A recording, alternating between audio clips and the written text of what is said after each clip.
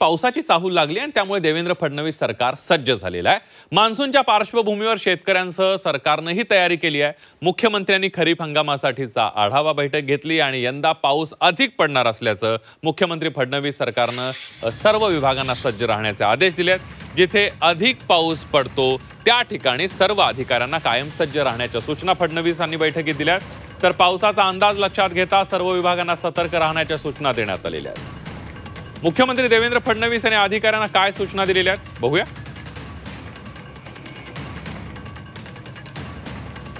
पावसाळ्यासाठी सज्ज रहा।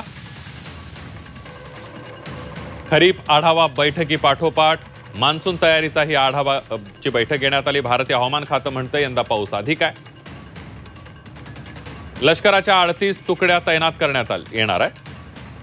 चेतक आणि नौदलाचे हेलिकॉप्टर सज्ज असणार आहेत। भारतीय हवाई दल सुद्धा सज्ज असणार आहे। कोस्ट गार्ड, एनडीआरएफ, एसडीआरएफ लाही सज्ज राहण्यास सांगण्यात आलंय। रेल्वे, मुंबई पोर्ट ट्रस्ट, जेएनपीटीला सज्ज राहण्याच्या सूचना करण्यात आलेल्या आहेत। ऊर्जा विभाग, मुंबई महापालिका, मुंबई पोलिसांनाही सूचना करण्यात आल्यात। पावसात तक्राराची तातडीनं दखल घेतली जाणार आहे।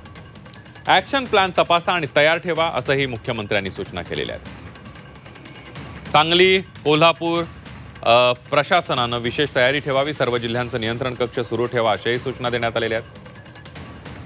जलसंपदा विभागानं आंतरराज्य समन्वय ठेवण्याच्या सूचना करण्यात आल्या।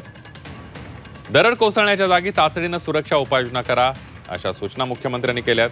मुंबईत दरड कोसळण्याची शक्यता असलेले 249 ठिकाण आहेत।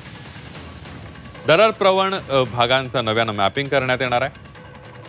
वरिष्ठांनी सुट्ट्यांच्या दिवशीही सज्ज राहावं असे आदेश मुख्यमंत्र्यांनी दिले। 204 लक्ष मेट्रिक टनाचं जे आपण लक्ष या ठिकाणी ठेवलेलं आहे हे आत्तापर्यंतचं म्हणजे या वर्षीचं आपलं 1.87 झालेलं आहे। तर त्या तुलनेमध्ये त्याच्याही पेक्षा जास्त हे लक्ष आपण यावर्षी ठेवलेलं आहे।